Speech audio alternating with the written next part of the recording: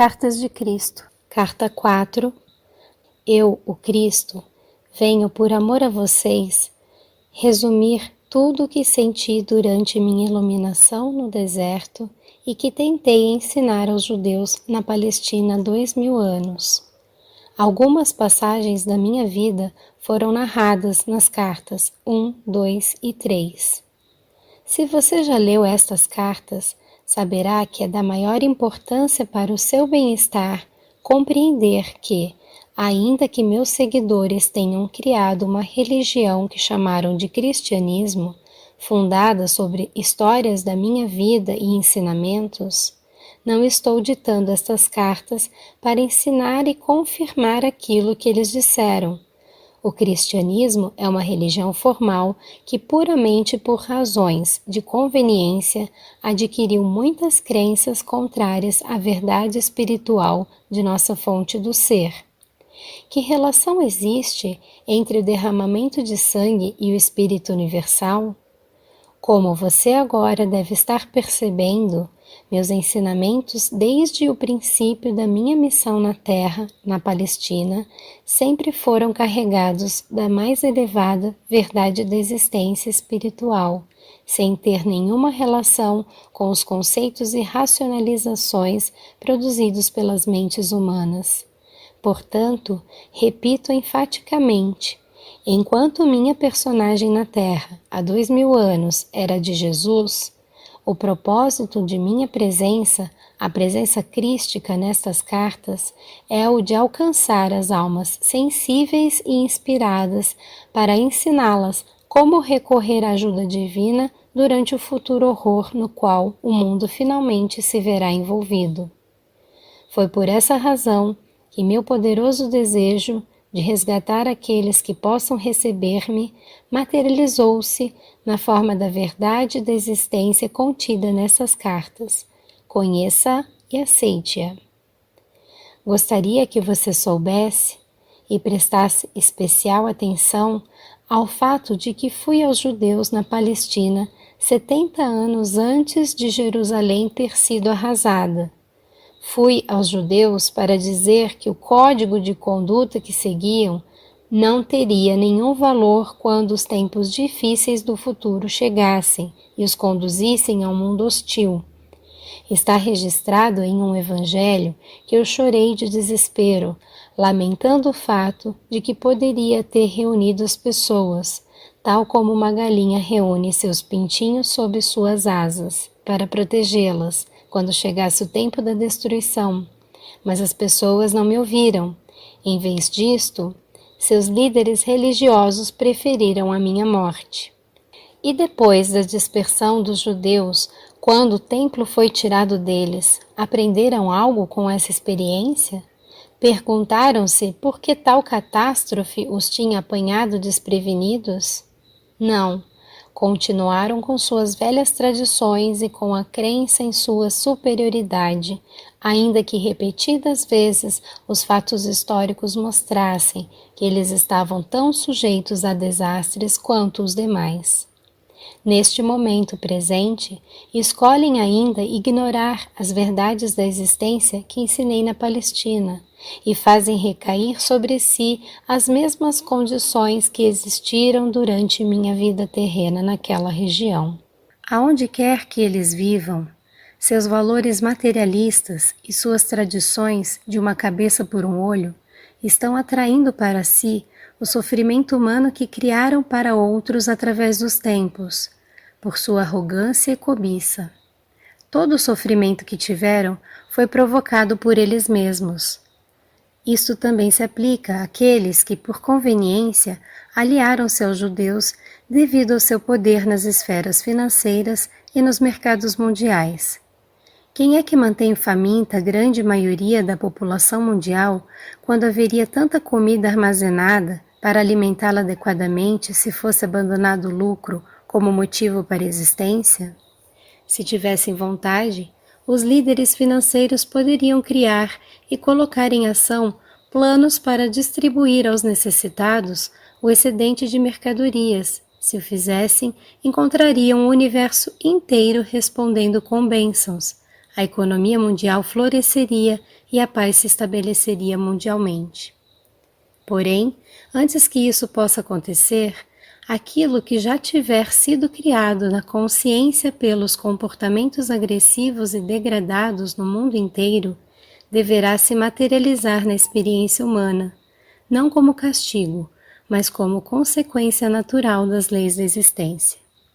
Esteja certo de que os países que lutam contra a maldade de outros estão simplesmente sofrendo as consequências de suas próprias sementes de consciência e comportamento de anos passados.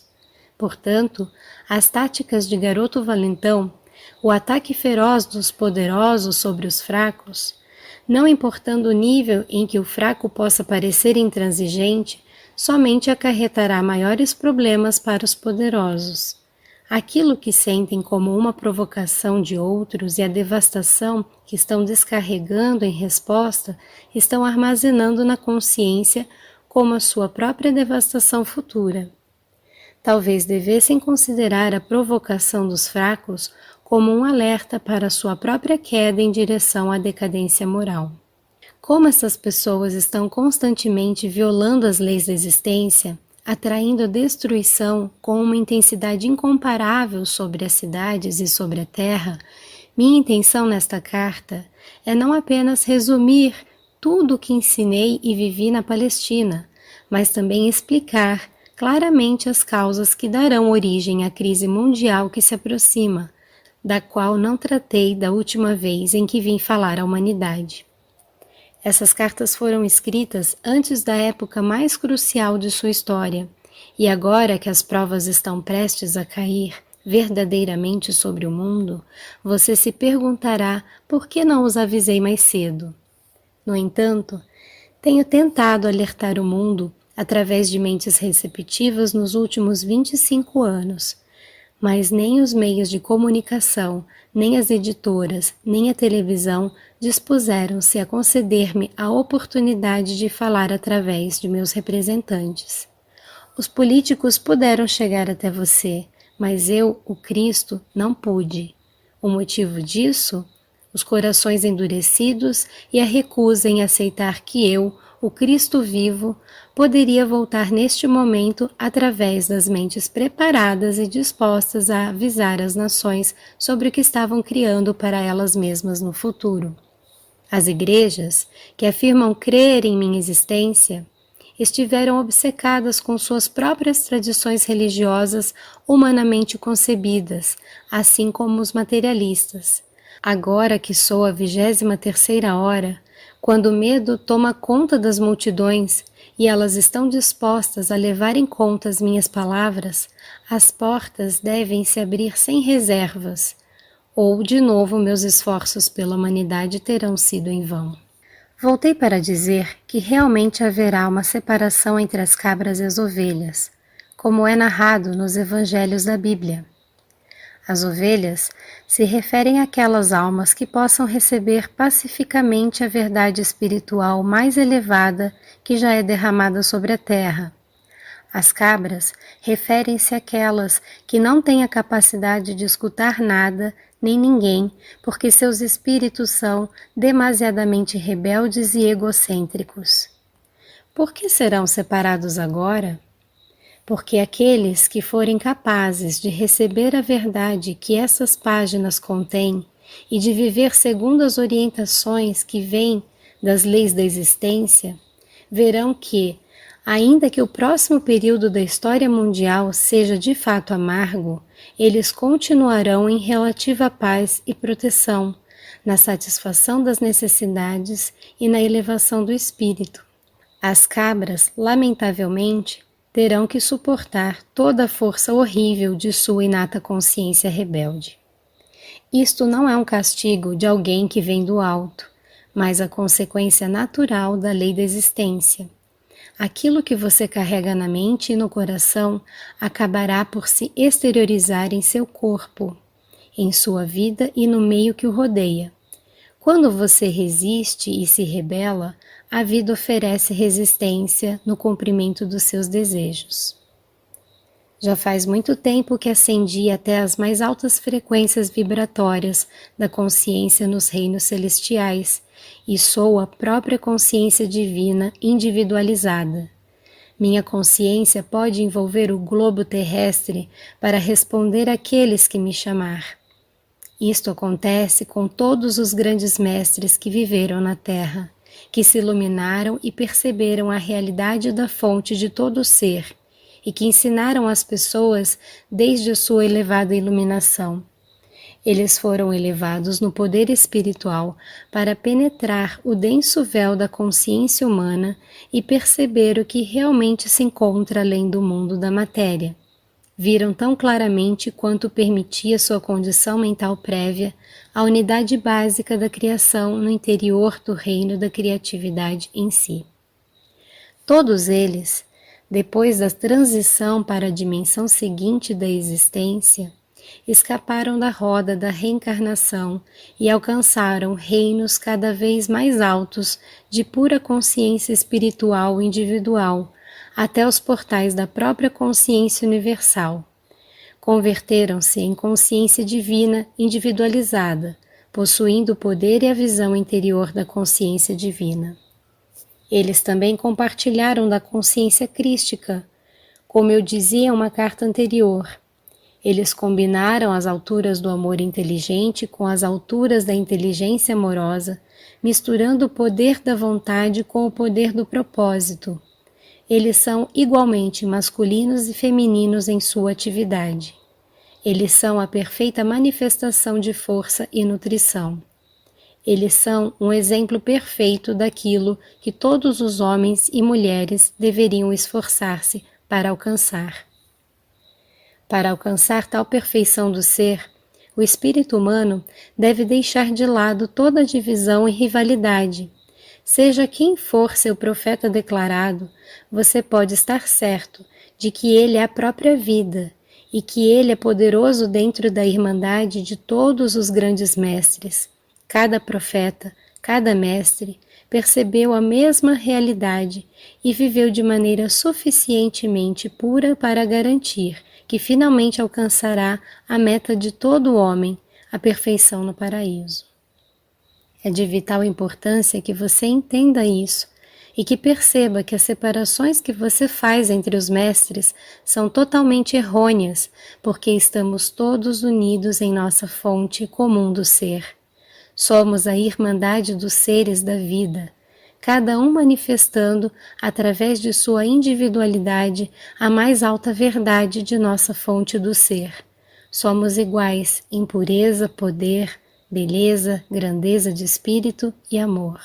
Portanto, as ovelhas de qualquer crença religiosa, aquelas que tenham evoluído suficientemente na compreensão espiritual da unidade fundamental de sua fonte do ser, devem rapidamente procurar unir-se em igualdade e irmandade em suas cidades e países, estender as mãos e ligar-se aos seus irmãos espirituais ao redor do mundo, sem levar em consideração tudo o que acontece no mundo exterior.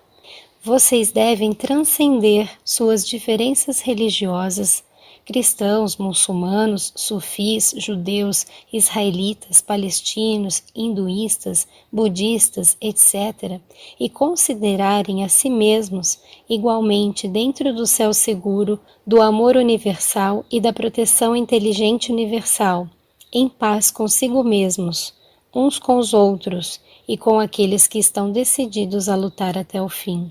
Somente assim o planeta sobreviverá ao sofrimento que paira sobre a humanidade.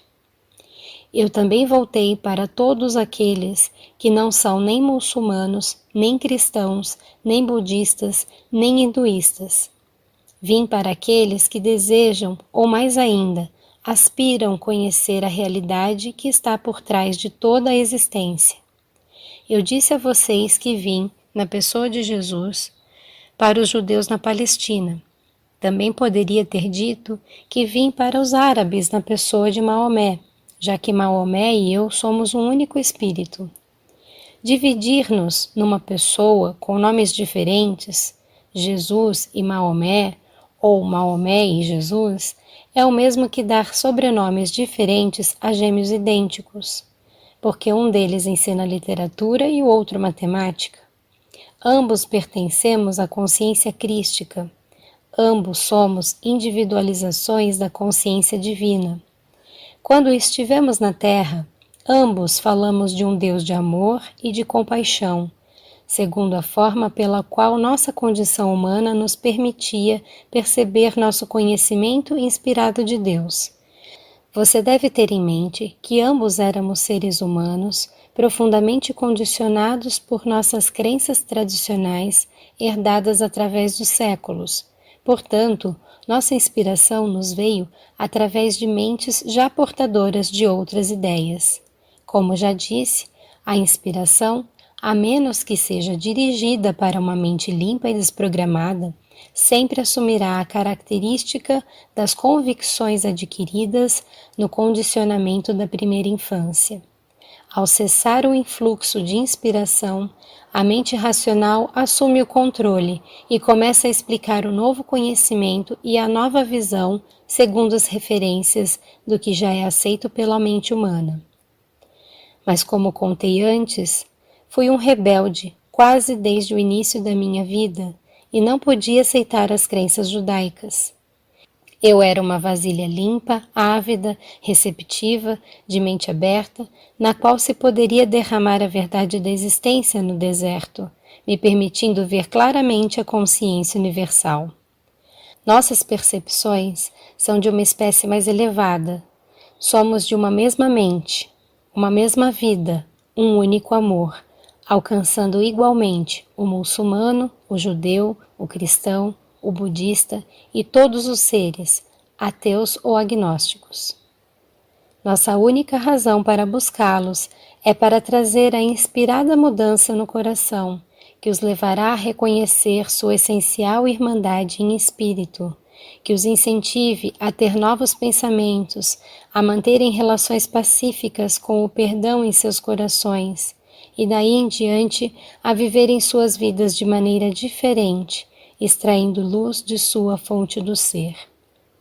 Ambos teríamos muito a falar para você da consciência universal, a você que está vivendo nesta era, que alcançou grande compreensão científica e que já pode receber o que ambos temos a dizer.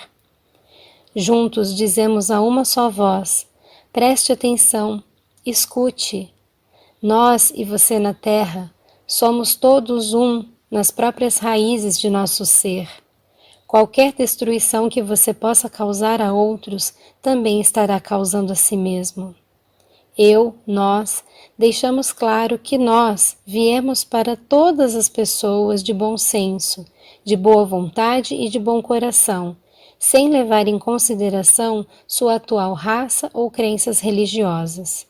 Nós abraçamos a todos, amamos a todos, acolhendo-os sob o manto de nossa consciência de proteção e segurança.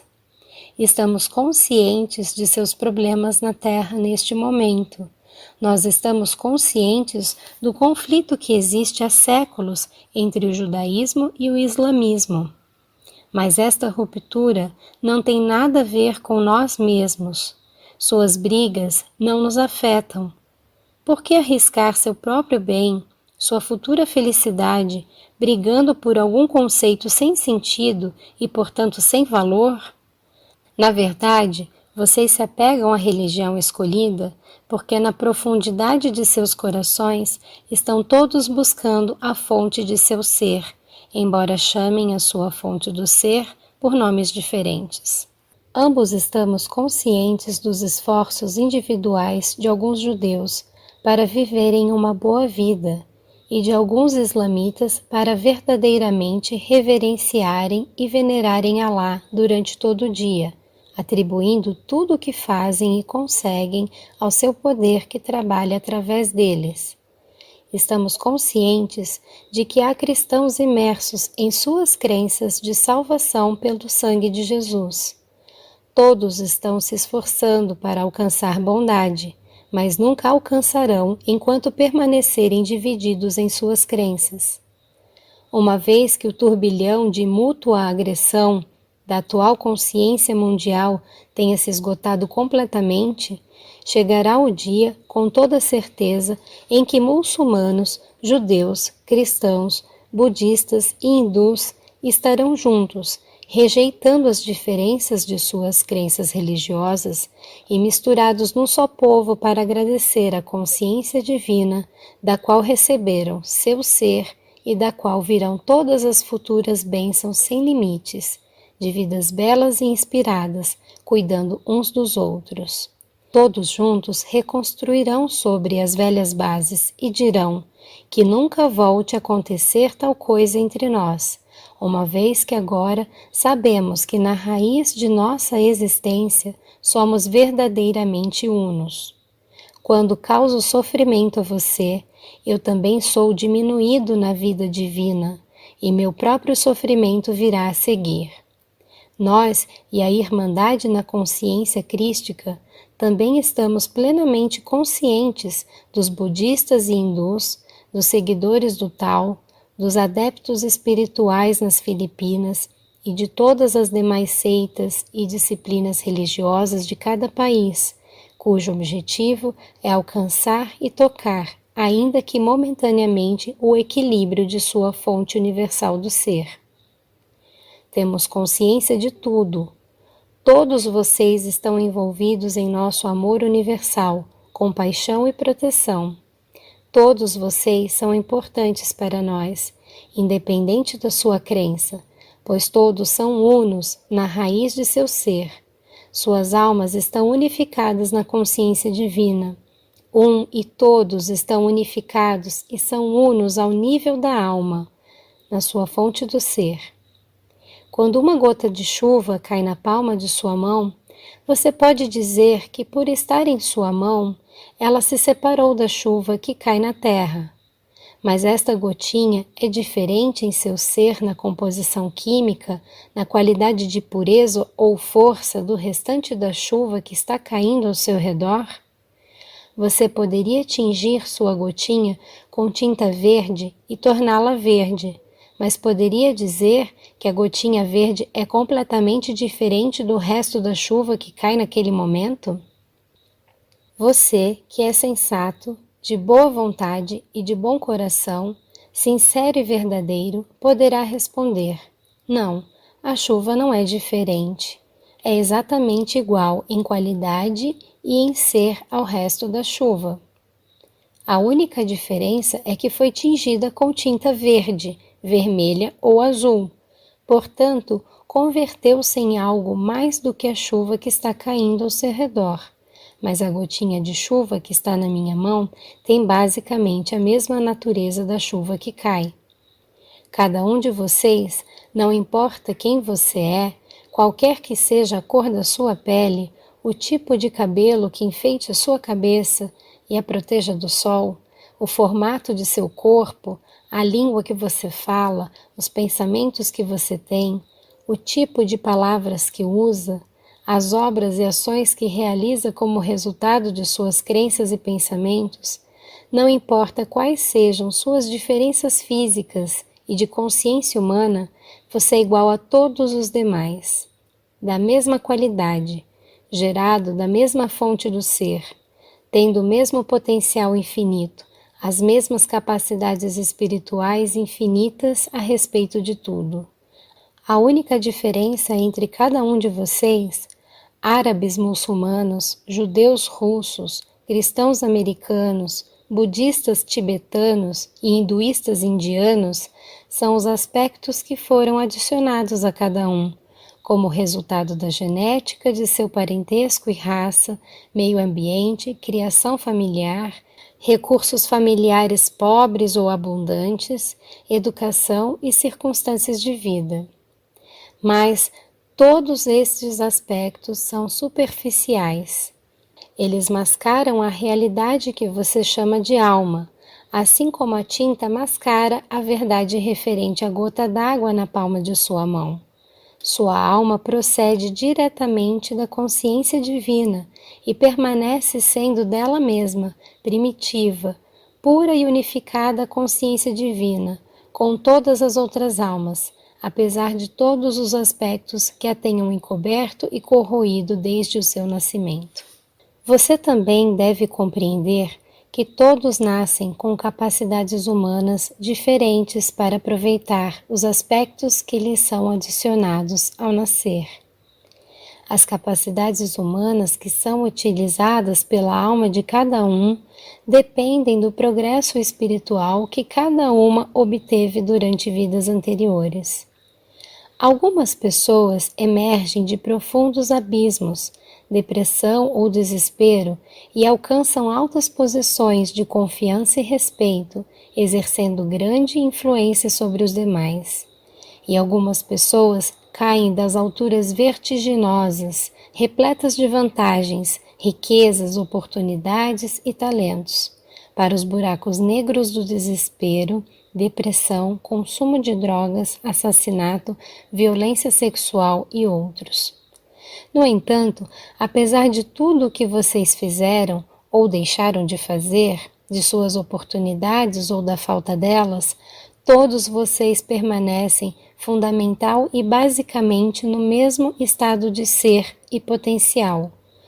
Todos podem se elevar pouco a pouco, desde qualquer nível espiritual de consciência que tenham atualmente, até as alturas da consciência divina dos reinos celestiais.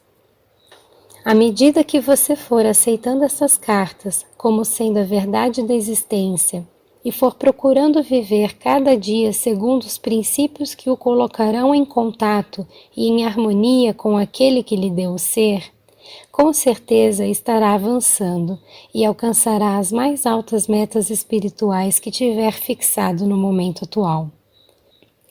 Todos podem elevar-se até o ponto em que aceitarão plenamente a verdade, onde trabalharão para purificar sua consciência pessoal, a fim de absorver a consciência divina e transformar-se-ão em indivíduos repletos, e irradiarão o poder da consciência divina ao seu redor e, consequentemente, através do mundo. Todos vocês são importantes no ambiente em que vivem. Falta discernimento aos pais, mães, que sentem que o que fazem pela família não é apreciado, que não fazem diferença na vida familiar, que nunca são ouvidos, nem respeitados, nem amados, que sentem que fora do lar ou lugar de trabalho não representam nada e que ninguém sentiria sua falta. Cada pessoa gera um impacto ao seu redor, seja homem, mulher, pai, mãe, amigo, trabalhador, empresário. Se desaparecesse, haveria uma falha no tecido do ambiente, haveria uma perda e demoraria muito tempo para que se preenchesse esse espaço com a chegada de outro, com novas atividades para substituir as que foram abandonadas. A voz e o poder do maior, do fazedor do bem, assim como do mais humilde trabalhador que varre o chão ou os caminhos do jardim, deixam igualmente um vazio. Cada um ocupa um lugar especial no ambiente. Cada um traz seu próprio talento, sua própria personalidade, sua própria maneira de fazer as coisas, seu próprio impacto nas pessoas com quem fala, no lugar onde vive ou trabalha. Cada um é essencial em seu próprio quadro de vida. Ninguém pode roubar a importância de uma pessoa a não ser ela mesma, ao negar seu próprio valor. Mesmo uma pessoa que tenha nascido com deficiências tem seu lugar único de importância na família e no ambiente.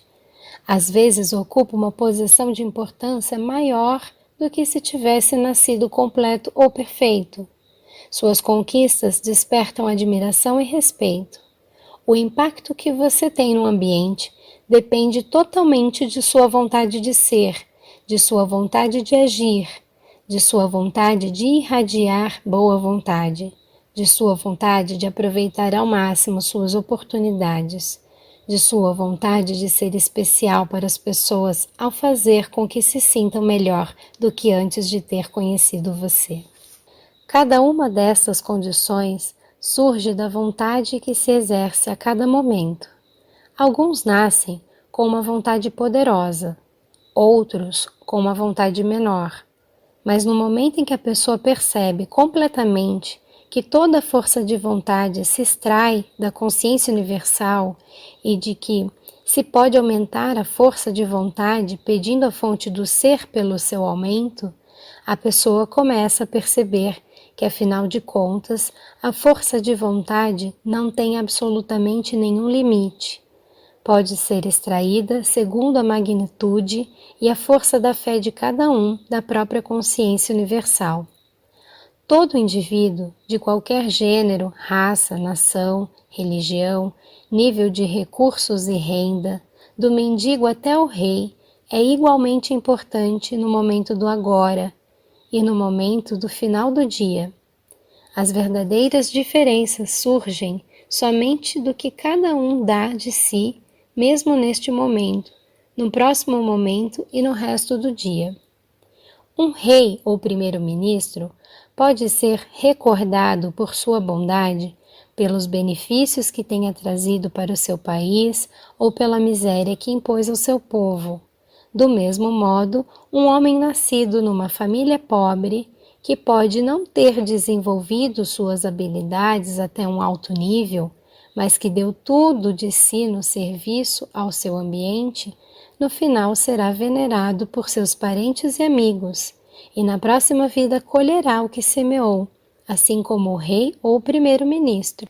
Tal pessoa terá trazido vida ao seu ambiente, porque a natureza da força vital é o amor e o serviço incondicionais, o trabalho e a harmonia, dando o que for necessário para a satisfação das necessidades do outro.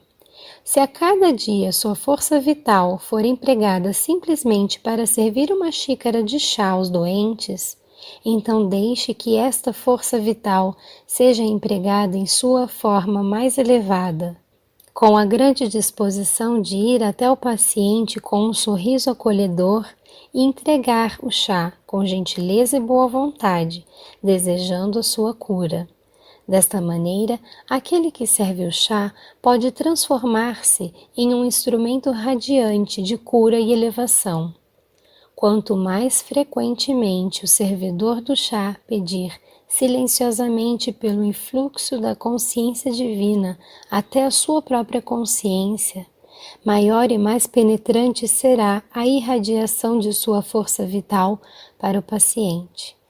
Pode ser que o doente não esteja consciente do que está acontecendo, mas um quarto com pessoas doentes, atendidas por tal servidor ou cuidador, recuperará a saúde mais rapidamente do que um quarto com pessoas que recebem o chá de alguém que o serve sem um olhar, sem uma palavra, sem um pensamento amável.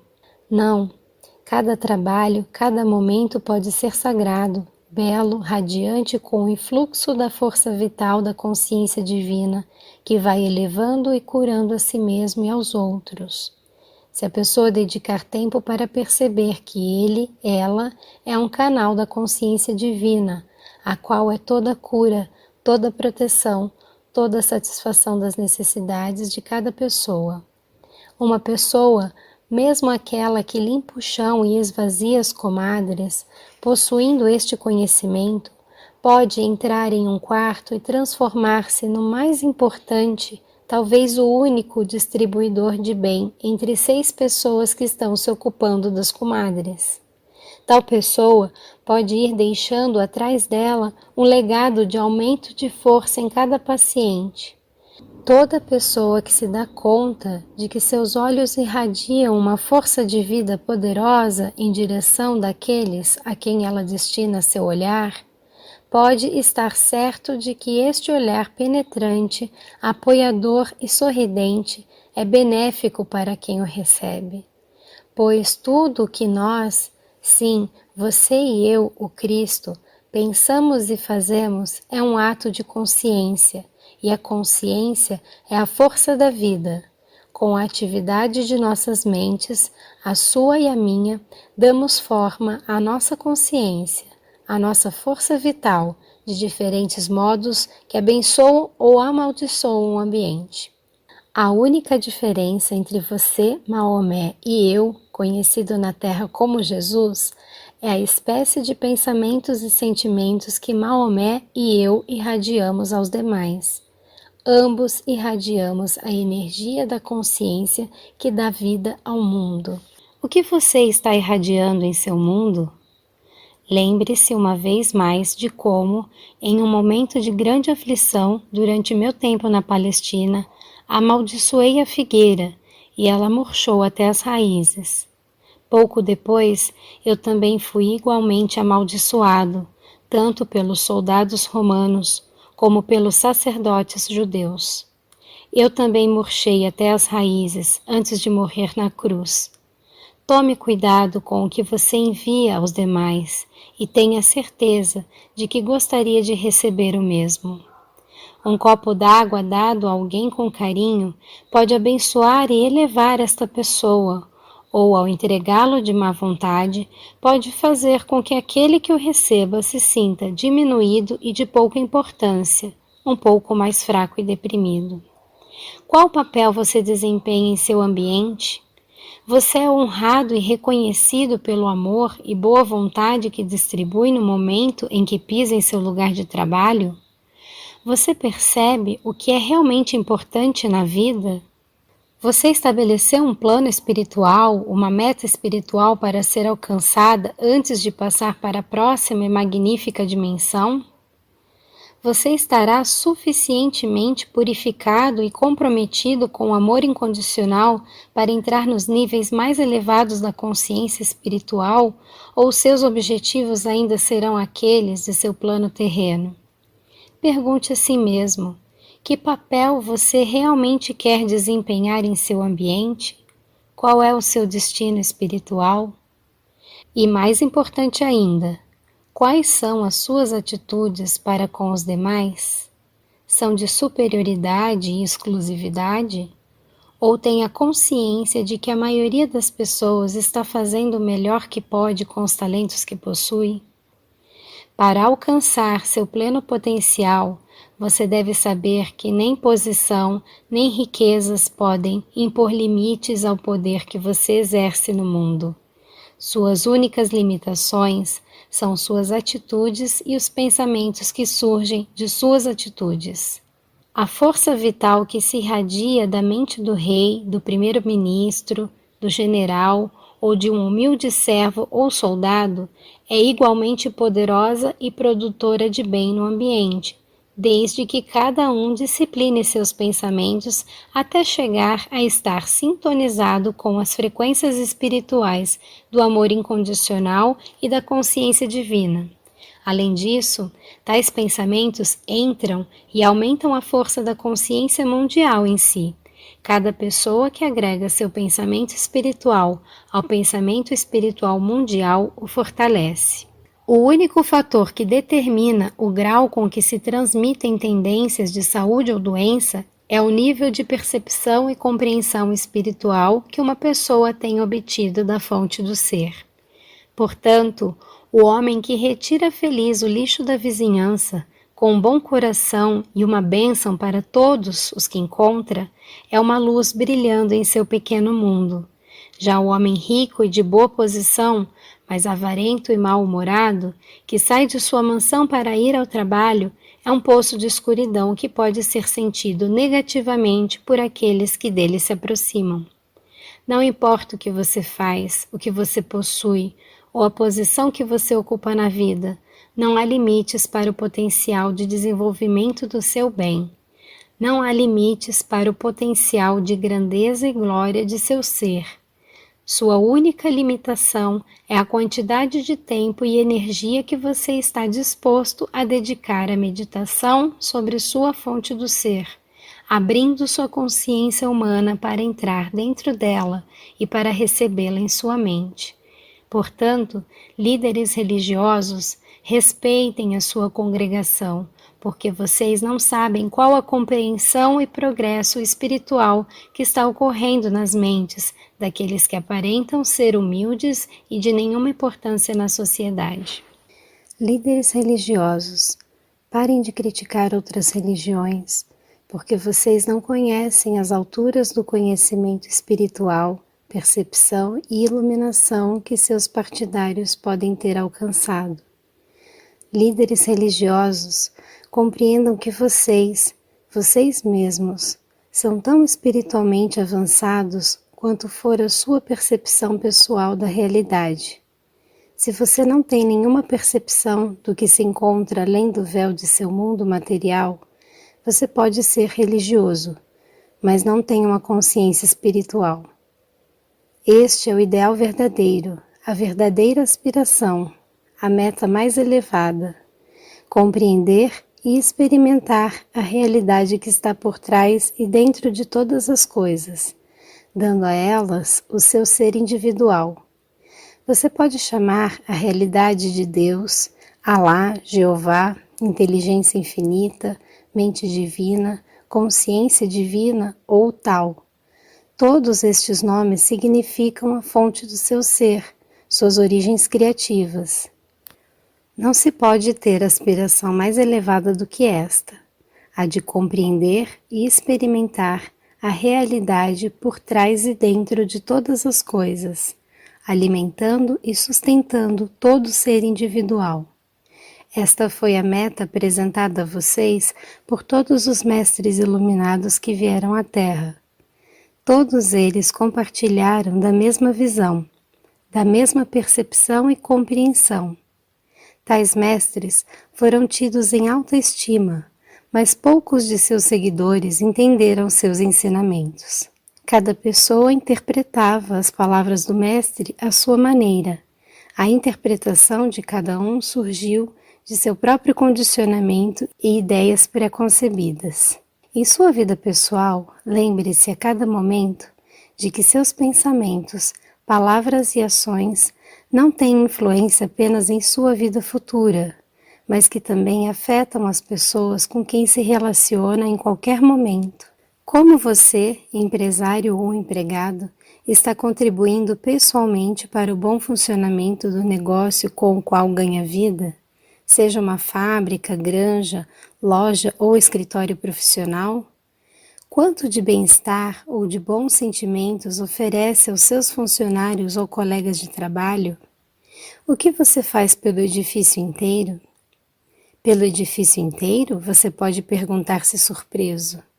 Repito, o que você faz por seu edifício, seus veículos, sua empresa comercial inteira?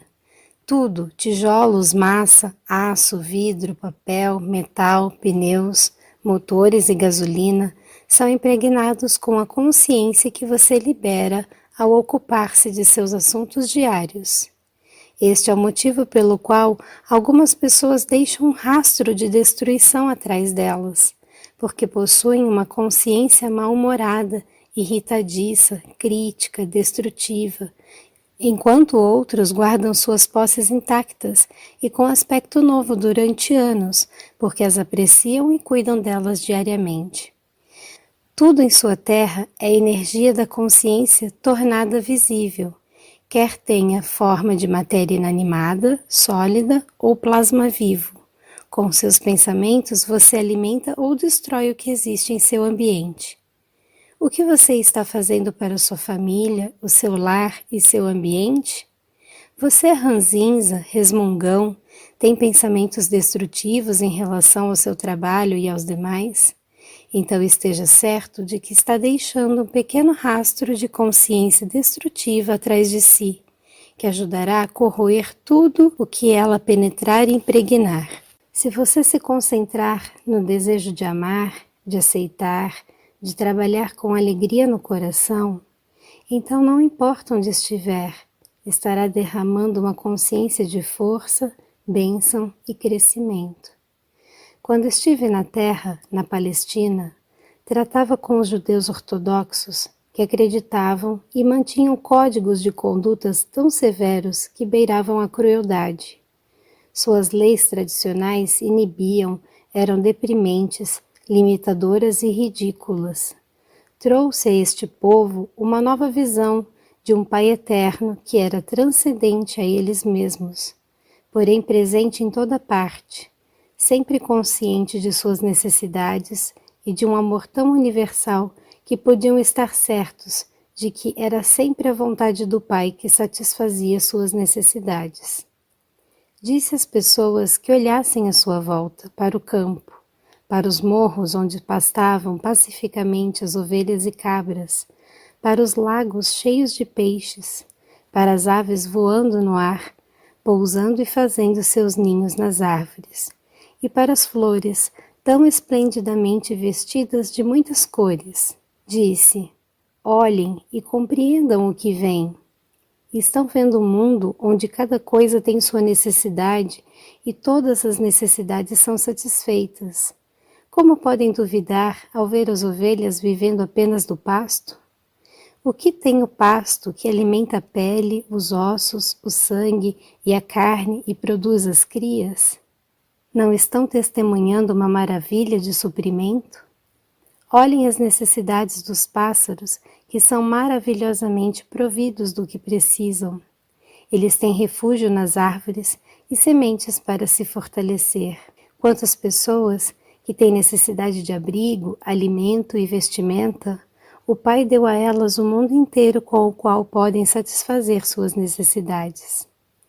Depois de ser iluminado, Maomé percebeu o mesmo Espírito universal que vive dentro do ser, ao mesmo tempo existente e ativo em todas as coisas. Ambos, Maomé e eu, falamos com nossos conterrâneos a respeito da mesma verdade inspiradora e fizemos o mesmo tipo de perguntas. Como um pai que tudo sabe, Alá, a consciência divina, não está consciente de suas necessidades mais profundas, suas necessidades de amor, saúde e prosperidade? Como podem duvidar? Tenham apenas fé e suas necessidades serão satisfeitas de acordo com sua fé. É a sua falta de fé que rouba a energia do fluxo natural do Pai Alá Amor em seus corpos, em seus relacionamentos e em sua vida. Quando estava na Terra, na pessoa de Jesus, frequentemente desesperado eu exclamava: Oxalá eu pudesse contar, demonstrar e fazê-los ver como é que o Pai conhece suas necessidades. Se eu pudesse mostrar como vocês mesmos contribuem para a realização de seus amanhãs e dos amanhãs de todos aqueles que os rodeiam. Se eu pudesse apenas ajudá-los a ver que realmente colhem o que semeiam. Se pudessem ver a verdade da existência como eu vi quando estava no deserto da Palestina, saberiam então que seus pensamentos e ações crescem em magnitude e força, dia após dia, e tomam uma forma exterior exatamente como as sementes das plantas que entram na terra e crescem, tomando formas exteriores cada vez maiores como talos, folhas e frutos, a cada dia que passa. Gostaria de poder mostrar a vocês como são importantes a cada segundo do dia, em seu lar, em seu trabalho, em seu país. Anseio por ajudar vocês a ver como os seus pensamentos estão na origem de tudo o que acontece de bem e mal. Eles são a própria origem de seu bem e de seu mal. Se algum mal ocorrer a vocês, não olhem para o vizinho para ver de onde veio. Olhem dentro de seu próprio coração e vejam quando foi a última vez que se desentenderam com alguém de maneira destrutiva, por calúnia, falsificação da verdade, rejeição ou crítica. Esse foi o momento do nascimento de sua infelicidade no presente. Disseram que você deve arrancar um olho daquele que arrancou o seu olho, mas eu digo que isso é uma insensatez. Se arrancarem seu olho e você igualmente arrancar o olho de seu rival, provavelmente em breve estará sem mão e sem perna. É melhor elevar sua mente e coração ao Pai, Alá, a consciência divina, e orar por ajuda e cura, assim como por proteção de qualquer desgraça maior. E reze também por seu adversário, pois qualquer mau sentimento que tiver em relação a ele somente atrairá mais infortúnio e aflição para você mesmo. Perdoe-o. Reze por ele e atrairá bênçãos para você mesmo. Não porque tenha agradado ao Pai, Alá, ou feito a coisa certa, mas porque sua consciência atrairá bênçãos para a sua vida. Estará realmente abençoando a você mesmo ao pedir bênçãos para os outros, mas não deixe que isto seja o motivo pelo qual você o faz, ou a bênção será contaminada pelo interesse próprio. Sempre, em qualquer situação em que se sentir ameaçado, detenha-se, fique tranquilo, volte-se para o Pai, a consciência divina, chame-o para que venha em seu auxílio e observe a libertação ser produzida. Ele virá com toda certeza. Digo sem temor de contradição, que se você vive dentro da proteção do Pai, Alá, a consciência divina, porque irradia boa vontade e amor para todo mundo em sua vida e em seu país, inclusive para os chamados inimigos, nunca será atacado, nunca conhecerá a tristeza, nunca estará sujeito a nenhuma indisposição ou desgraça que a consciência humana cria. Você estará envolvido num manto de luz e amor, e a consciência divina fluirá dentro de sua mente, seu corpo e sua vida. Pode ser que as pessoas ao seu redor fiquem doentes, caiam derrubadas por um ataque, ou se afoguem, angustiadas pelo pânico. Mas você caminhará pela mesma estrada, consciente de que ninguém tem o menor poder humano contra o poder, a fonte do seu ser, a qual deu seu próprio ser e vida na terra. Ninguém pode atrever-se a negar esta afirmação, pois ninguém que queira negá-la terá alcançado o nível da consciência espiritual, onde tal proteção é um acontecimento normal. Portanto, como poderia negar esta afirmação? E digo a mesma verdade àqueles que tenham alcançado o nível da consciência espiritual com a qual se percebe a universalidade do Pai, Alá, a consciência divina, e seu abundante amor irradiado para tudo e para todos. Tais adeptos espirituais se esforçam para viver dentro deste amor e o irradiam. Estes, com alegria, confirmarão que o que eu disse é verdade. Eles terão experimentado a proteção milagrosa, a satisfação das necessidades e saberão que podem relaxar ao sol da boa vontade e no amor do Pai, Alá, consciência divina. Também estarão contentes por aceitar que a consciência divina, chamada por qualquer outro nome, Deus, Jeová, o Absoluto, o Infinito, Alá, sempre permanece sendo a consciência divina universal que tudo penetra, apesar de todos os diferentes nomes usados por várias nações. Eles terão alcançado aquele nível de despertar espiritual no qual podem perceber que por trás de toda etnia, língua, crença e ações de qualquer espécie, todos os povos, toda a criação em si, é una na raiz de seu ser. O homem e a formiga compartilham as mesmas origens no equilíbrio da consciência universal. Esta é a verdadeira liberdade, a única liberdade. Até que você esteja preparado para compreender e aceitar que a sua fonte do ser está dentro de você, acima e a seu redor, e que pode efetivamente fluir dentro de sua mente e corpo em resposta direta à oração, você estará sujeito a todos os males da consciência humana terrena. Se você roubar, também perderá coisas. Quando brigar, ferir, mutilar e matar, você será mutilado, ferido ou morto em corpo ou em espírito. Quando você começar uma guerra, será uma longa luta amarga. Você mesmo é a causa original de todas as infelicidades que sofre. É sua a habilidade de escolher de que maneira deseja viver no mundo. Você escolhe de que modo viverá ao mudar sua consciência do antagonismo para o amor e aceitação de cada um igualmente. Se você imaginar o dano e a dor que gostaria de infligir ao outro, seu pensamento alcançará o seu inimigo e diminuirá a força dele de acordo com a intensidade de sua intenção. Não pense que seu pensamento se dissolveu e que já não existe mais. Ele permanece na força eletromagnética e ganha forma até voltar e ferir você também. Você pode fazer muito mal aos outros com seus pensamentos e sentimentos, mas trará prejuízo para você mesmo.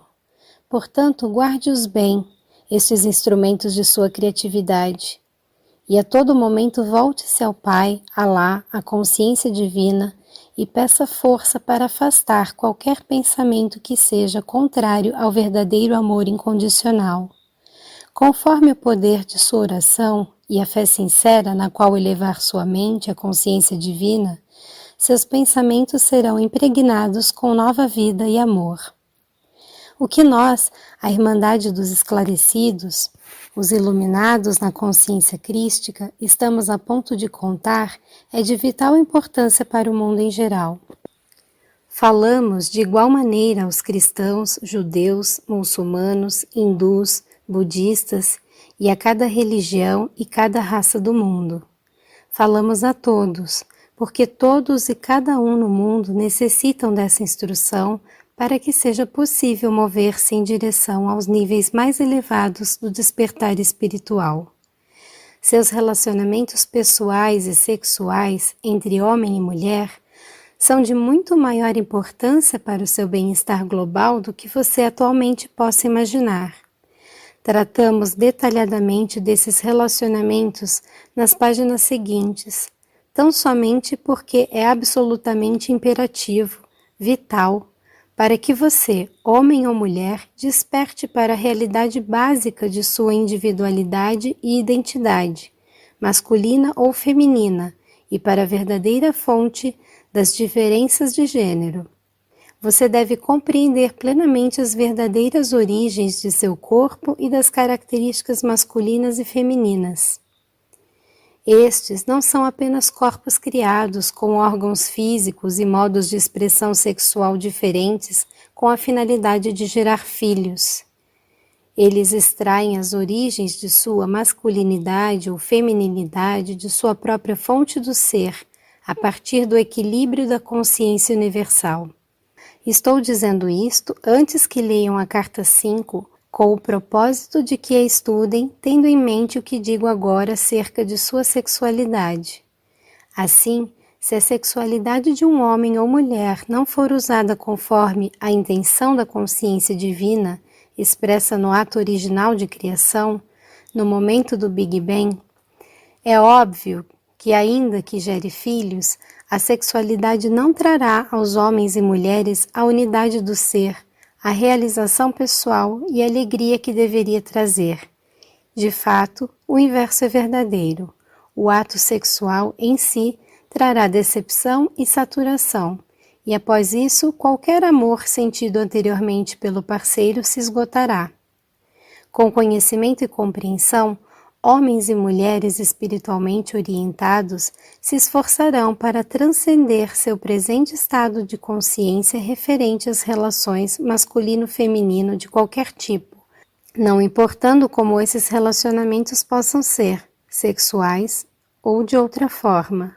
Eles se esforçarão para expressar em suas mentes e corações os propósitos pelos quais foram criados em formas diferentes. Eles compreenderão e valorizarão as origens da diferença de seus impulsos inatos, temperamentos e modos de expressão. Utilizarão suas diferenças para aumentar o bem-estar recíproco. A competição desaparecerá. Quando isto acontecer, a sintonia com a consciência divina será cada vez mais fácil, e ao sintonizarem-se cada vez mais facilmente com a consciência divina, ascenderão a níveis mais elevados de consciência espiritual. No momento atual, a relação com sua sexualidade é uma barreira para sua ascensão na consciência. Ela enraiza você a sua condição humana. Nós, enfatizamos o fato de que você não descobrirá a verdade de sua existência até que você tenha compreendido e buscado aplicar em sua vida diária, em seu lar e em seu lugar de trabalho, a plena compreensão do verdadeiro significado de homem e mulher. Disseram que você não deve cometer adultério. Eu digo que quando você deseja a mulher ou o marido, do vizinho ou da vizinha, está criando imagens em seus pensamentos que afetarão a maneira de pensar da mulher ou do marido, do vizinho ou da vizinha. Ele ou ela começará a pensar em você do mesmo modo, ou se sentirá desconfortável em sua companhia ao sentir a sua necessidade sexual e evitará você no futuro. O que está em sua mente certamente se tornará real no mundo, de modo que não se engane pensando que você pode sonhar e devanear com imagens que lhe deem prazer e que isso não prejudicará ninguém. Por esta razão, a literatura pornográfica é realmente uma profanação de sua fonte do ser. É uma praga sexual que deliberadamente aviva o apetite sexual, liberando através da mente dos homens luxuriosos imenso sofrimento e miséria nos corpos, mentes e emoções de jovens mulheres. O que vocês fizeram, estão fazendo atualmente, ajudou a levar a sua civilização à beira da destruição atual.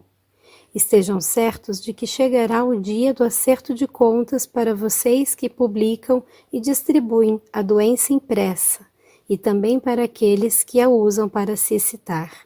Vocês do mundo ocidental ganharam o desprezo do Oriente devido à sua loucura decadente. Vocês não escaparão daquilo que semearam.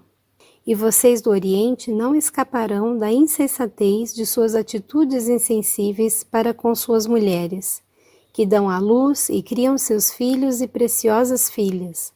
Alguns de vocês, por ignorância da verdade, por seus propósitos gananciosos e egoístas, ridicularizaram a verdade de Maomé.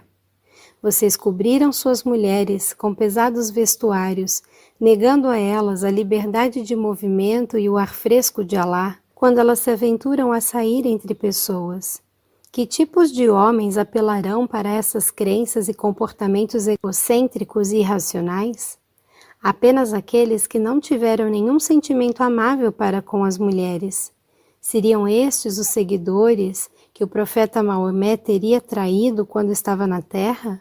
Realmente não. Ele atraía somente as mentes mais espiritualizadas do povo. Que imagem do seu profeta vocês estão passando para o resto do mundo?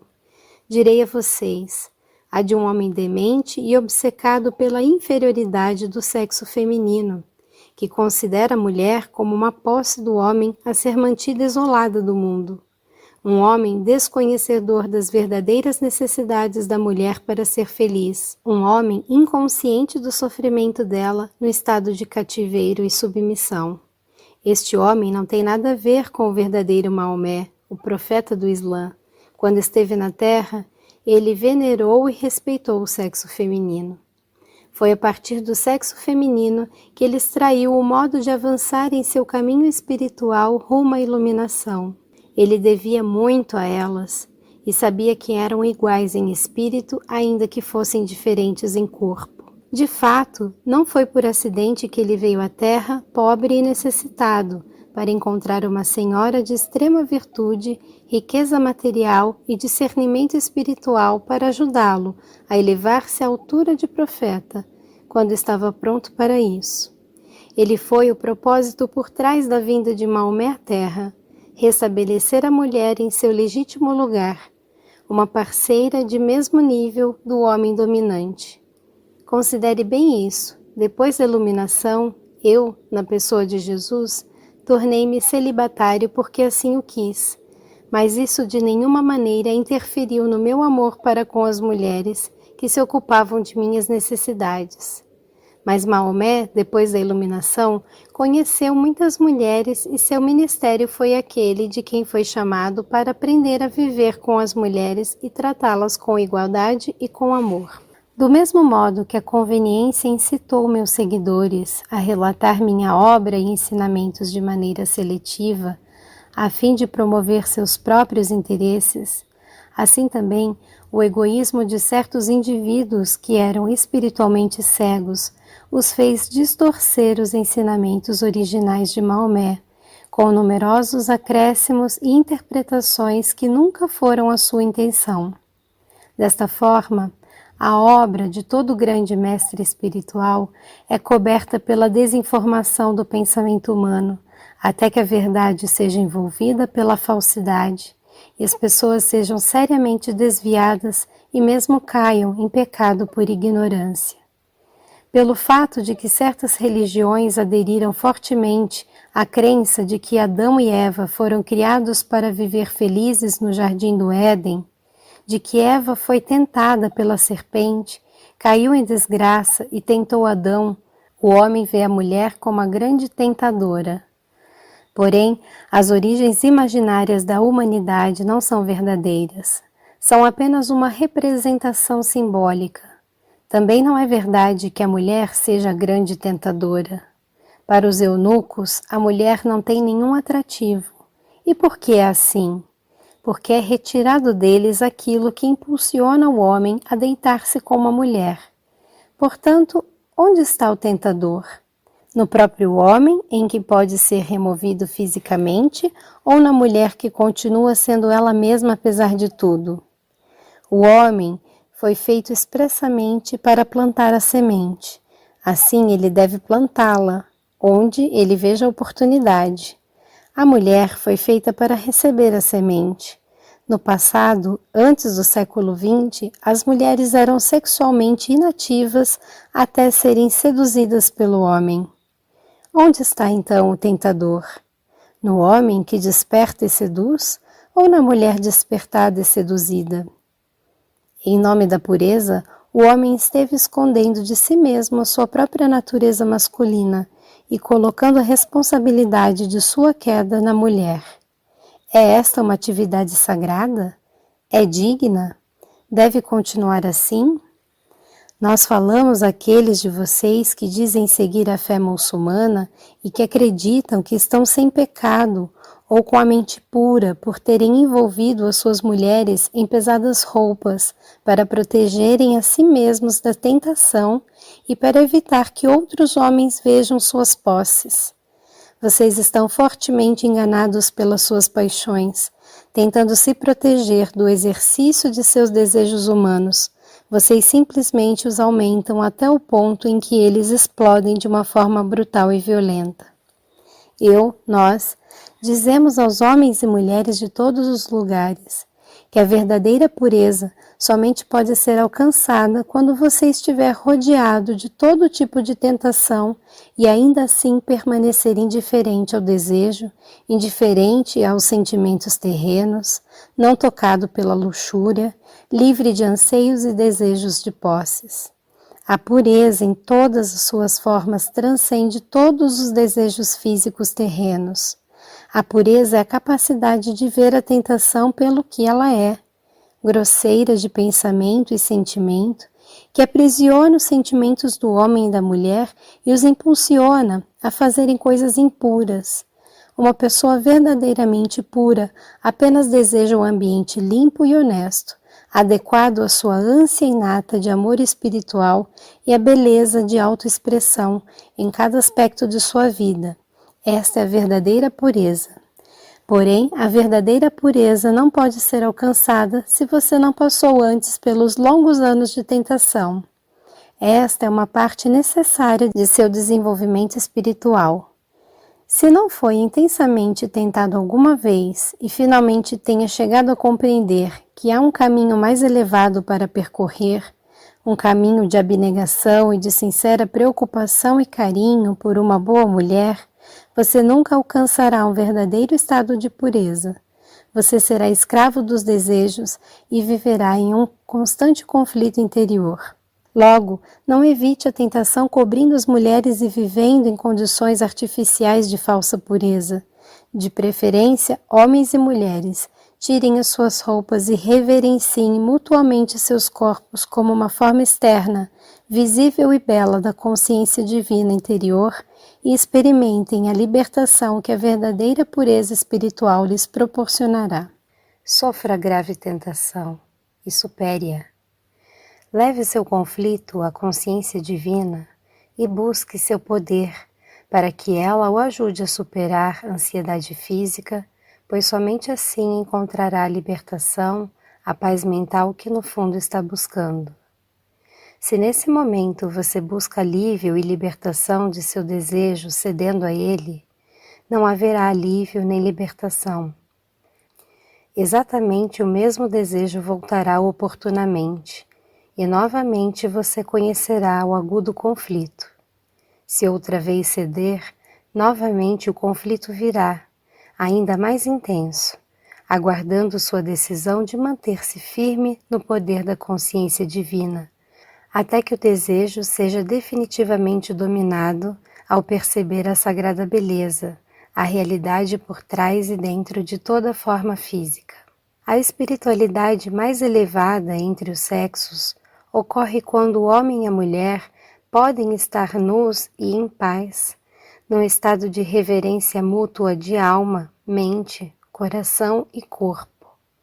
Em tal espiritualidade, a única coisa que um sente pelo outro é amor e consideração pelo bem-estar do outro. É a partir de tal amor e cuidado, delicado e compassivo, que virá uma união em êxtase que poucos seres experimentam. E se houver intenção, uma criança de incomparável beleza de corpo e mente será concebida. Nos séculos vindouros, quando as pessoas tiverem começado a evoluir espiritualmente em cada nível de sua condição humana, tal amor entre os casais será considerado normal, e o tipo de sexo egoísta que busca tão somente a satisfação física, como o que se pratica nesse momento, será visto como absolutamente degradante e tão repugnante quanto o estupro.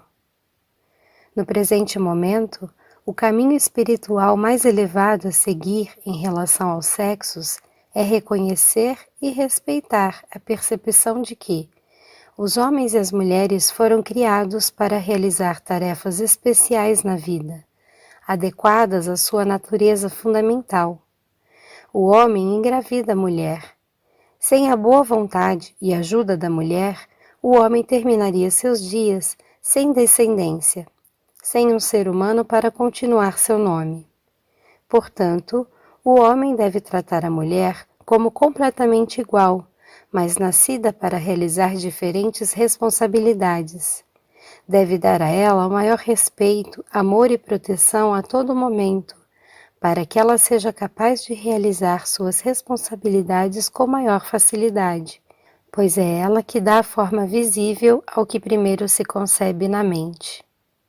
Quando uma mulher recebe um espermatozoide que se une com seu óvulo na parte mais oculta de seu corpo, acontece um milagre para o qual você, homem, não colaborou em nada, a não ser com seu esperma no momento de prazer, o que é sua recompensa.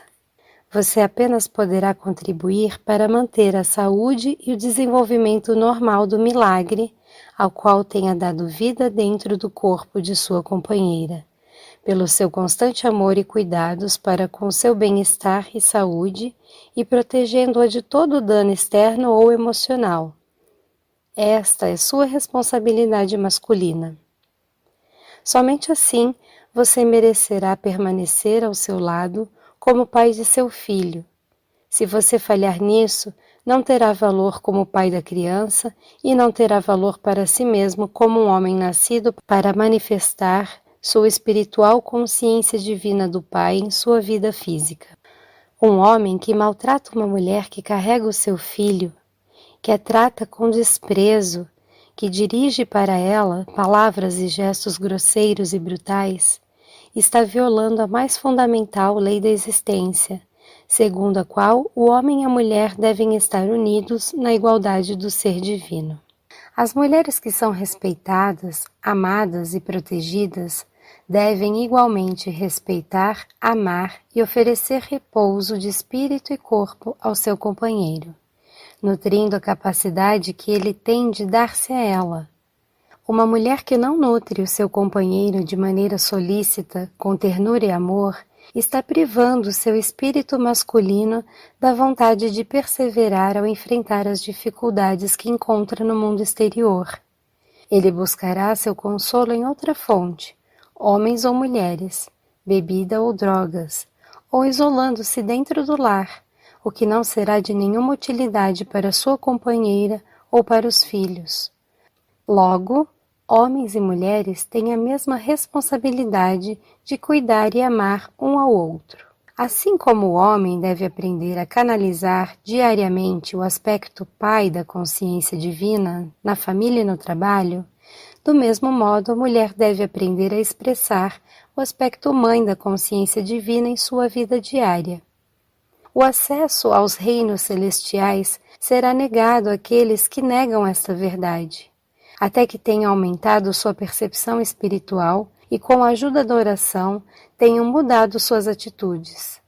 Somente quando sua visão tiver se elevado acima da percepção humana terrena de masculino e feminino e ido além de seus desejos terrestres e dos impulsos do ego em direção à realidade da qual adquiriram seu ser, poderão escapar da roda da reencarnação e encontrar a entrada para a felicidade e a glória definitivas.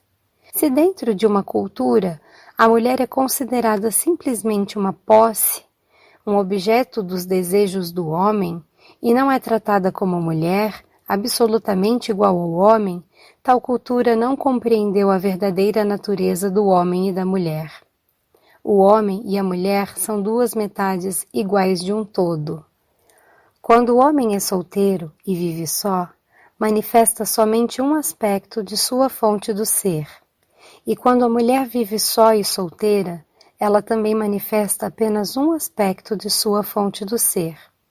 A intenção divina da consciência universal foi a de expressar sua própria totalidade através da criação, ao individualizar na forma física cada um dos dois aspectos de si mesmo igualmente equilibrados, e depois voltar a uni-los na forma física, a fim de que eles experimentem a unidade e a totalidade da consciência divina, de onde originalmente obtiveram a sua individualidade. Ao unirem-se no amor e unidade de espírito e corpo, eles descobrem a alegria e o êxtase da consciência universal em equilíbrio. Todo esse processo é exposto claramente nas cartas 5 e 7. Portanto, a combinação da masculinidade do homem e a feminilidade da mulher são essenciais para formar uma totalidade elaborada a partir da fonte do ser. Desta combinação, forma-se uma criança íntegra. Quando estive no deserto da Palestina, primeiro compreendi que a natureza primordial da criatividade da consciência universal, nossa fonte do ser, era a intenção de criar, planejar e desenhar e depois levar adiante esse projeto ao cultivá-lo, alimentá-lo, curá-lo, protegê-lo e satisfazer todas as suas necessidades de maneira disciplinada. Tanto o homem quanto a mulher evoluíram em forma física e em consciência para experimentar a intenção e expressá-la de todas as maneiras possíveis em suas vidas. Este é o primeiro ato de criatividade. Sem intenção, não haveria criação. A intenção é a origem e atravessa toda a existência. A intenção define a natureza da ação, amorosa ou destrutiva.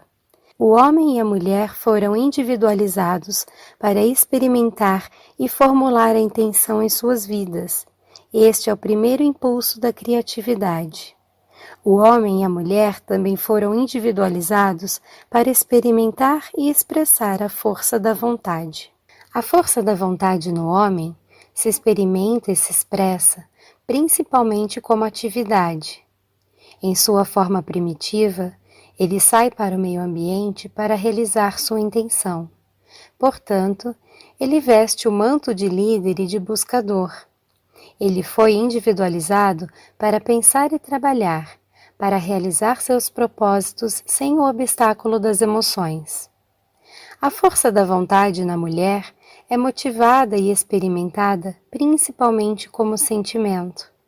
A necessidade de nutrir a intenção original e levá-la decididamente à plenitude, maturidade, através do processo de cuidar, alimentar, vestir, corrigir, ensinar e proteger. O propósito é totalmente distinto da intenção, já que o propósito desce do plano mental da intenção e se transforma no impulso emocional, num desejo de formular um meio de alcançar o fim desejado. Uma intenção potente para fazer algo converte-se no propósito que está por trás de toda a existência. Desta maneira, combinam-se o pensamento com o sentimento para realizar o trabalho da criação. O homem está constantemente caminhando em busca de novas ideias, novas maneiras de cumprir suas intenções, para dar-se um propósito na vida. As intenções femininas são propósitos personificados, sensíveis e estáveis, preparados para fazer sacrifícios por aqueles que ama. Assim, os dois impulsos básicos da fonte do ser, expressos na forma física como homem e mulher, são interdependentes. Um não poderia sobreviver sem o outro. Ambos são necessários para a continuidade da criação. Por causa de sua mobilidade masculina e seu impulso de liderança, o homem considerou-se superior à mulher. Isso é porque ela permanece estável, criando segurança para o homem. Mas o impulso feminino é o impulso do amor incondicional, um impulso digno do mais alto respeito e consideração, que a capacita para florescer e realizar seus propósitos inatos dentro do lar, em paz mental e com alegria. O papel do homem é o de prover segurança física e meios materiais de subsistência para a família.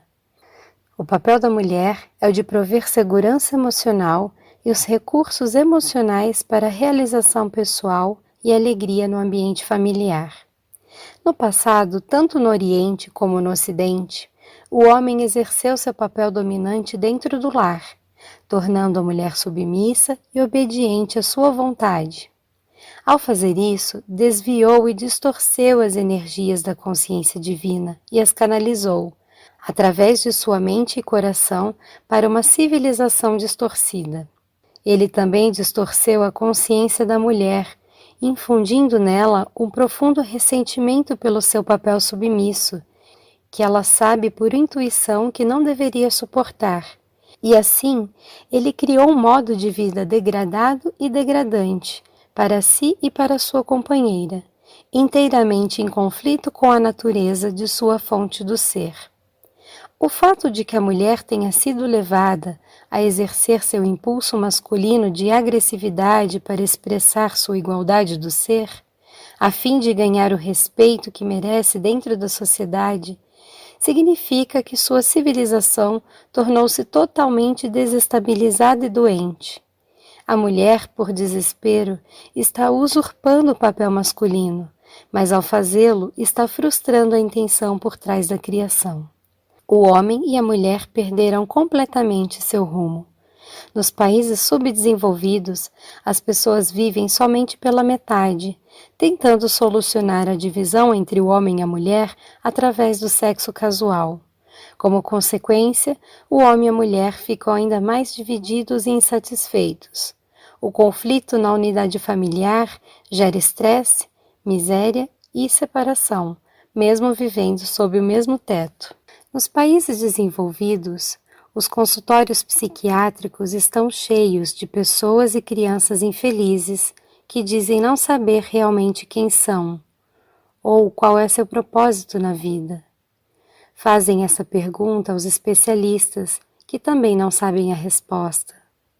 Também é preciso lembrar que cada pessoa, homem ou mulher, tem lições a aprender na vida que somente podem ser aprendidas no sexo e na raça na qual cada um se encontra.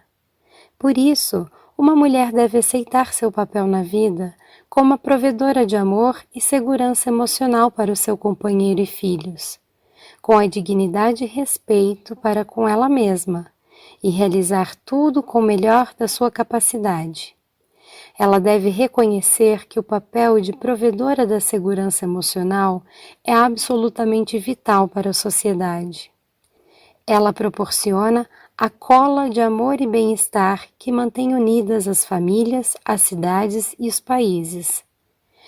Quando ela compreende quais são seus verdadeiros lugar e objetivo na sociedade e procura realizá-lo de maneira mais elevada possível, está movendo-se rapidamente para o caminho do amor incondicional e vai rumo às recompensas mais altas de realização pessoal e de felicidade. Ao mesmo tempo, se move para um nível mais elevado da consciência. E em sua próxima vida, talvez volte como um homem, que trará grandes benefícios à humanidade. Do mesmo modo, os homens espiritualmente evoluídos, inclusive mestres espirituais, voltarão à vida na Terra para aprender a verdadeira humildade e para colocar todos os seus elevados princípios da existência na prática diária, na forma de uma mulher amorosa que cumpre sua missão de mãe com sabedoria e que nutre todos que têm necessidade do que ela pode oferecer. Onde está então a desigualdade? Tire a venda de sua visão e intelecto limitados para ver claramente que não deve haver desigualdade, apenas intenções compartilhadas para expressar da maneira mais espiritual tudo o que ambos trouxeram da consciência divina, para poder alcançar a felicidade mais elevada possível na Terra. Nos anos vindouros, quando um homem e uma mulher tiverem evoluído espiritualmente, quando estiverem juntos, cada um na sua intenção, levarão suas intenções à consciência divina, Pai e Mãe, perguntando: o que deveria ser criado em nossas circunstâncias? Qual é o nosso melhor caminho a seguir? Quando tiverem recebido as respostas, eles as aceitarão com amor no coração e as compartilharão. Quaisquer diferenças nas respostas serão respeitadas e novamente serão levadas à consciência divina, com a mesma petição, até que um sincero consenso tenha sido alcançado. Juntos, o homem e a mulher voltarão novamente a perguntar à consciência divina: como podemos alcançar nossos propósitos da melhor forma? E novamente compartilharão suas respostas e continuarão perguntando, até que finalmente possam chegar a um plano realizável, o qual foi concebido não somente no cérebro humano, mas também na mais elevada dimensão da criatividade, a consciência divina. Trabalhando juntos desta maneira, finalmente eles experimentarão a felicidade da verdadeira unidade da alma, mente, coração e corpo. Finalmente, o homem não poderia existir confortavelmente sem experimentar e manifestar também algo do impulso feminino. Necessita de emoções para unir-se à sua mulher, filhos e a outros relacionamentos, colegas de escola e do trabalho, companheiros e amigos. Sem alguns sentimentos cálidos, seria um monstro frio. Com frequência, se há uma alma antiga, ele mantém vivo o calor e o carinho das encarnações anteriores em que foi uma mulher. Quanto mais evolui espiritualmente, mais equilibrados são os dois impulsos sexuais dentro de sua natureza. Isto também se aplica às mulheres.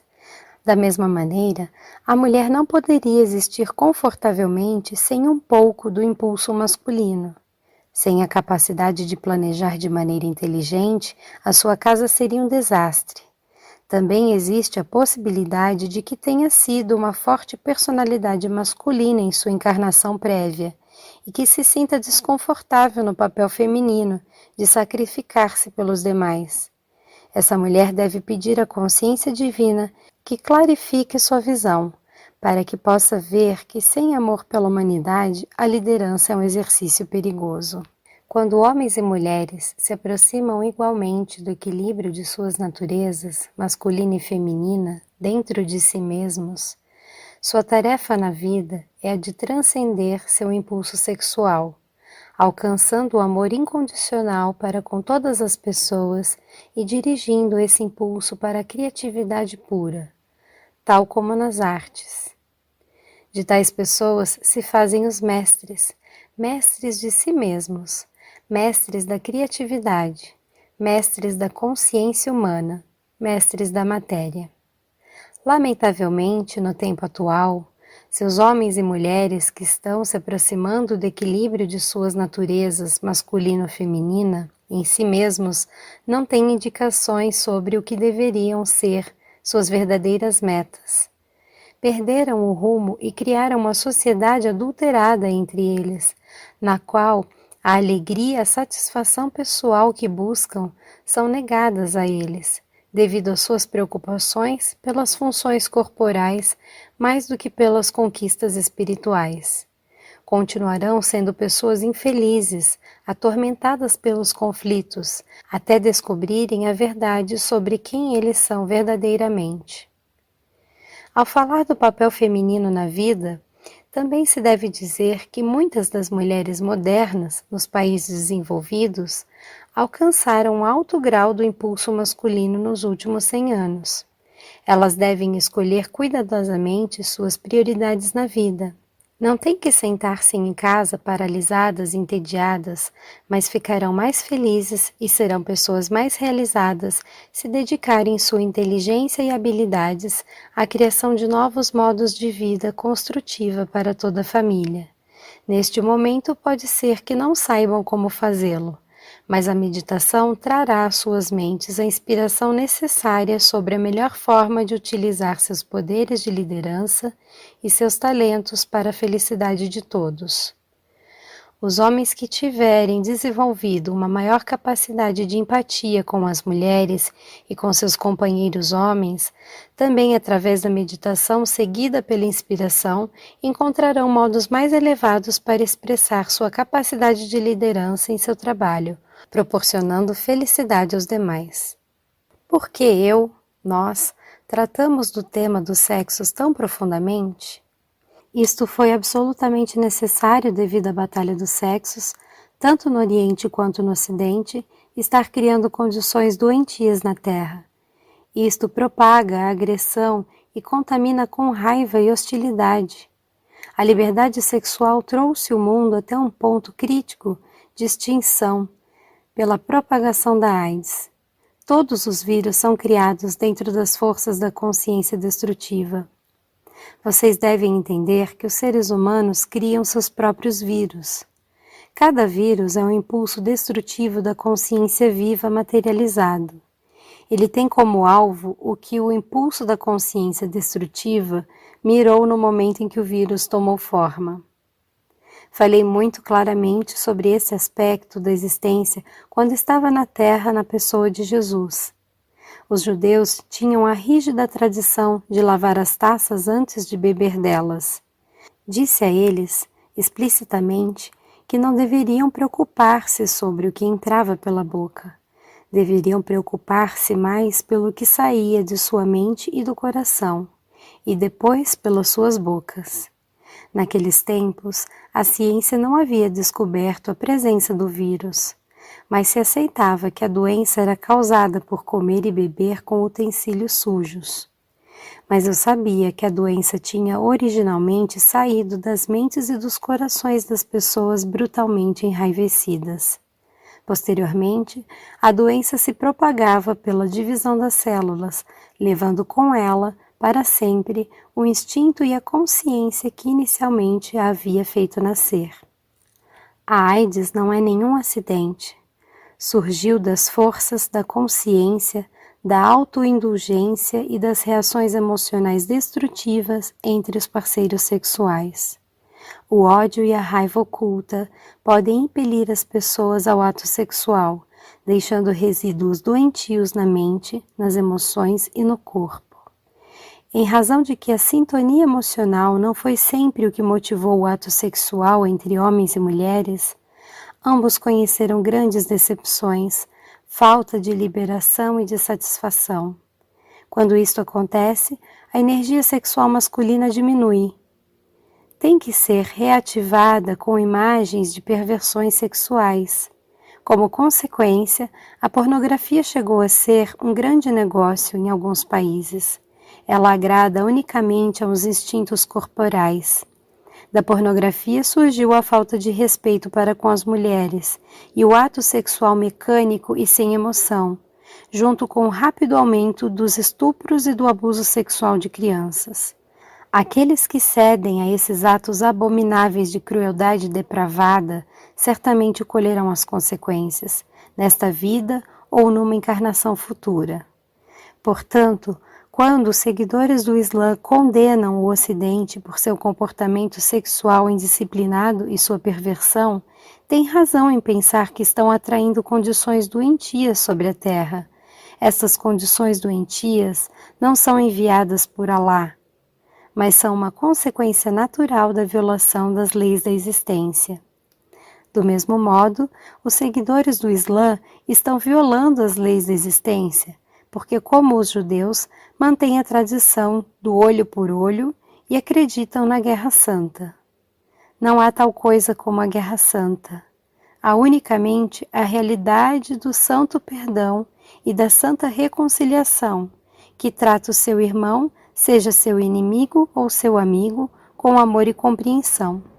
Nenhum de vocês pode violar as leis da existência e aspirar a entrar no reino dos céus ou no paraíso. O comportamento de vocês não tem nenhum lugar para além do alvoroço que estão provocando e que recairá sobre vocês. Nós vamos deixá-los com esses pensamentos, os quais nós pedimos que vocês recebam profundamente em sua consciência e que façam bom uso deles em sua vida diária. Recomendamos enfaticamente que se reúnam em pequenos grupos, sem preocupar-se com crenças religiosas, usando as cartas como orientação em suas vidas diárias. Desfaçam, se puderem, seu condicionamento e unam-se em verdadeira humildade, como pessoas dispostas a aceitar que sabem pouco da verdadeira espiritualidade, mas que estão fortemente desejosos de aprender e aumentar a espiritualidade em suas vidas. Como muitos de vocês sabem, estão entrando numa nova fase da história mundial, durante a qual se verá que a grande separação já não se encontra entre os ricos e os pobres. A grande linha divisória estará na consciência. A divisão estará entre aqueles que tenham sido capazes de encontrar a entrada para a consciência espiritual superior e irradiar amor e aceitação igualmente para todos, amigos e inimigos, e que terão como meta a irradiação da consciência divina em cada faceta de sua vida diária, e entre aqueles que permanecerão fechados dentro dos impulsos do seu ego, buscando dominar os fracos. Pode ser que pareçam ter sucesso durante algum tempo, mas no fim fracassarão, e será grande o sofrimento na escuridão que eles mesmos criaram. Estas cartas são o meio de vocês saírem da escuridão e entrarem na luz. Conforme você buscar a elevação de suas frequências de consciência espiritual, irradiando o amor para todos de maneira incondicional, assim irá passando por uma lenta ascensão de consciência, a qual terá um efeito dinâmico em sua saúde física e em suas condições terrenas. Dependerá de vocês, pessoas corajosas, a elevação da consciência mundial. Emergirão fortes e decididos do conflito que se aproxima e começarão a construir outro tipo de consciência mundial. Introduzirão o início do processo espiritual, técnico e econômico e a paz mundial para os séculos vindouros. Eu, o Cristo, falei. Nós, a Irmandade dos Mestres, falamos aos cristãos, muçulmanos, budistas, judeus, hindus, sufis e a todas as crenças religiosas do mundo. Vocês estão todos envolvidos em nosso amor. Acreditem nisso, porque isto é a verdade. Fim da carta 4.